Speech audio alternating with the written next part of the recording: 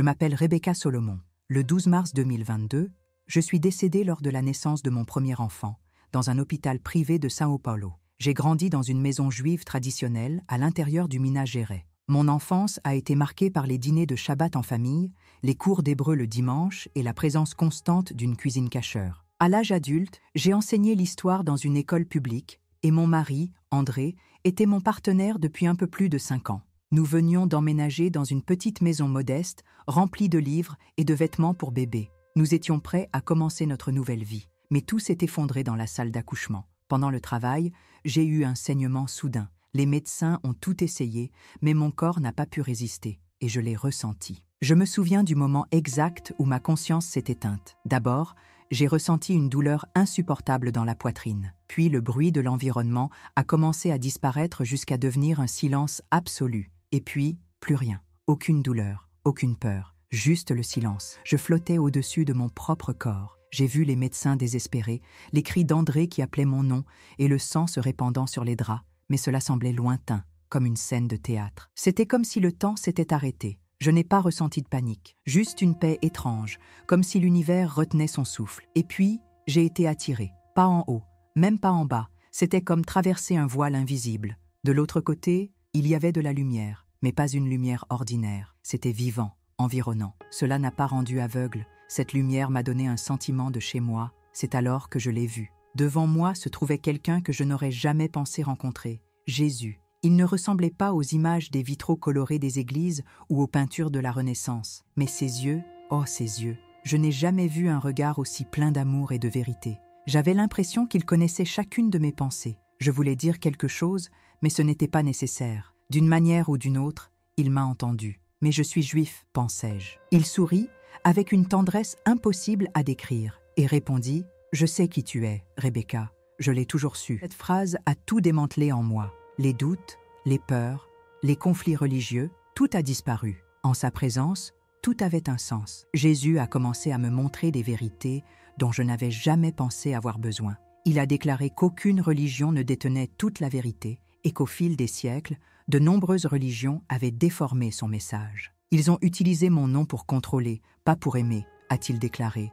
Il n'y avait aucune colère dans sa voix, juste de la tristesse. J'ai posé des questions sur mon peuple, à propos de la souffrance, à propos de l'Holocauste. Il baissa les yeux, remplis de douleur. Ils ont fait tant de mal en mon nom, et ils ne m'ont jamais connu. Ces mots ont transpercé mon esprit comme un éclair silencieux. C'était comme si je portais un fardeau qui n'était pas le mien. Et là, il m'a libéré. Soudain, nous avons déménagé, mais pas avec tes pieds. C'était comme si la pensée nous emportait. J'ai regardé en bas et j'ai vu Jérusalem, mais pas la Jérusalem des photos. C'en était un autre. Cela ressemblait à une version future. J'ai vu la guerre, des bombes, des bâtiments s'effondrent, peur, et puis la paix. J'ai vu des mains qui autrefois lançaient. Maintenant elles embrassent. J'ai vu des Juifs, des Arabes, des enfants de toutes les couleurs jouer ensemble là où il y avait eu des destructions. « Qu'est-ce que c'est ?» j'ai demandé. Il répondit calmement. « C'est ce qui arrive, mais pas comme prévu. » Dans cette dimension de lumière et de vérité, où le temps semblait ne pas exister, j'ai continué à recevoir des révélations qui ont changé tout ce que je croyais. J'ai regardé celui qui me guidait, Jésus, et je me suis interrogé sur Israël, à propos des dirigeants. Je voulais savoir ce qu'ils pensaient de tout cela.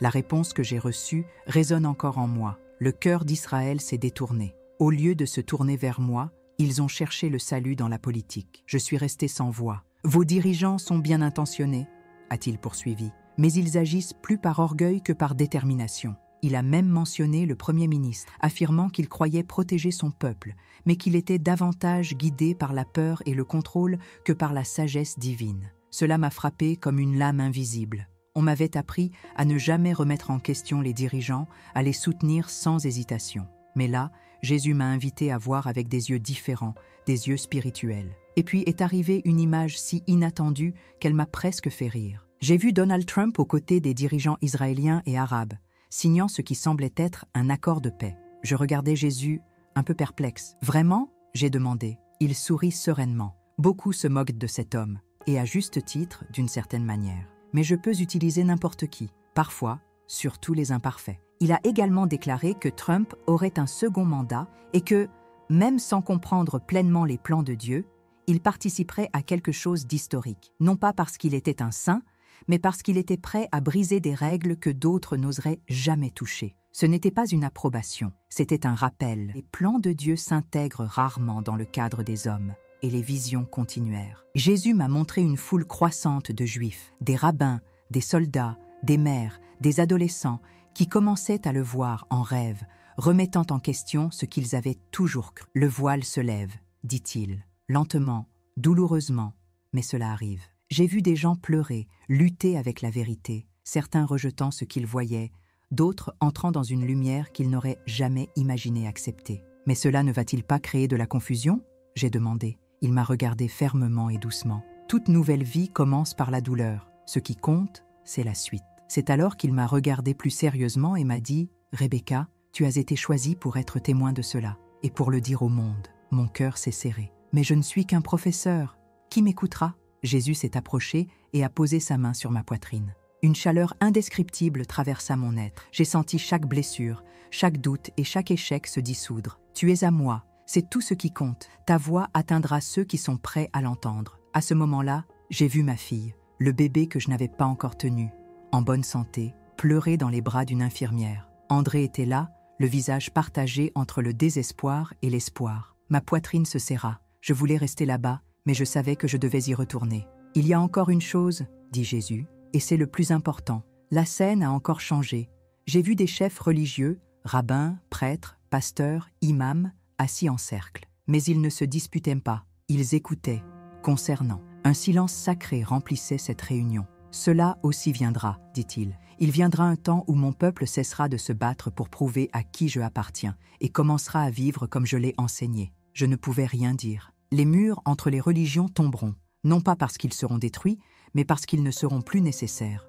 L'amour accomplira ce que la tradition n'a pas pu faire. Je secouais la tête, essayant toujours de comprendre. Cela semble impossible. Pour les hommes, oui, mais pour Dieu, tout est possible. Et puis, il m'a montré le mont du Temple, au cœur de Jérusalem. Se dressait un nouveau temple, mais différent de tout ce que j'avais imaginé. Ce n'était pas un lieu de sang ou de division. C'était ouvert, plein de lumière. Des gens de tous horizons, juifs, chrétiens, musulmans, pris ensemble, côte à côte. Ce sera le troisième temple. Non pas pour les sacrifices, mais pour l'unité. Une maison de prière pour toutes les nations. J'étais essoufflé. Comment cela serait-il possible, avec tant de conflits, avec des dirigeants, avec une haine toujours vive? Jésus a simplement dit, « Il y aura une solution que personne n'a imaginée.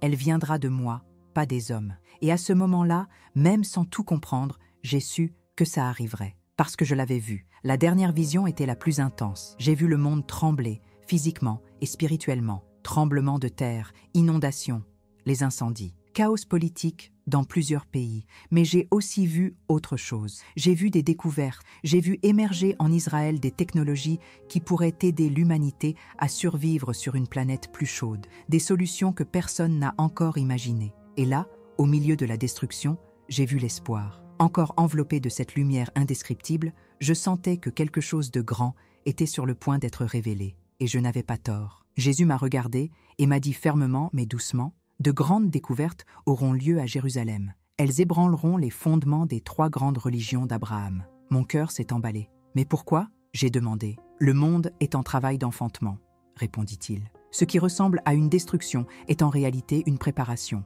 Ce qui arrive ne sera pas facile, mais c'est nécessaire. » « Quand est-ce que cela arrivera ?» j'ai demandé doucement. Il m'a regardé profondément dans les yeux et m'a dit « Certaines choses ont déjà commencé, mais d'ici 2030, rien ne sera plus comme avant. » J'avais l'impression que le temps s'était arrêté. Et puis il dit, d'un ton à la fois aimant et pressant, « Il faut les prévenir. » J'étais paralysée. « À propos de quoi ?» j'ai demandé, effrayé par la réponse. « Le plus grand danger pour l'humanité aujourd'hui n'est ni la guerre, ni le changement climatique, ni la pauvreté. C'est la cécité spirituelle. » Ces mots sont tombés sur moi comme un poids invisible. Il a continué. « Beaucoup croient servir Dieu, mais ils ne font qu'alimenter leur propre peur et leur propre pouvoir. Ils ont utilisé mon nom pour répandre l'orgueil et la haine. Et puis ils se demandent pourquoi ils ne me comprennent pas. » Mon âme tremblait. Je savais que ce qu'ils disaient était vrai. « Mais personne ne me croira, » murmurai-je. « On me traitera de fou. Les chefs religieux déformeront tout. Les gens se retourneront contre moi. »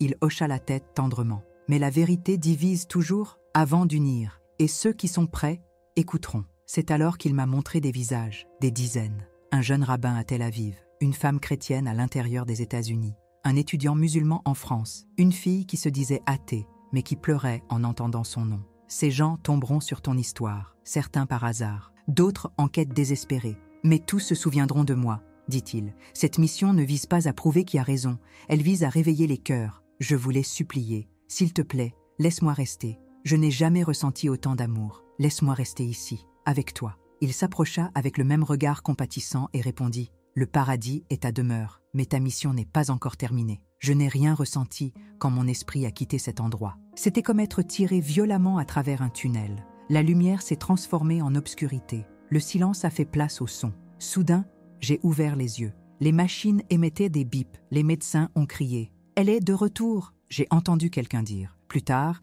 j'ai découvert que j'étais mort depuis 9 minutes. Pas de battement de cœur, aucune activité cérébrale. Un miracle, ont dit les médecins.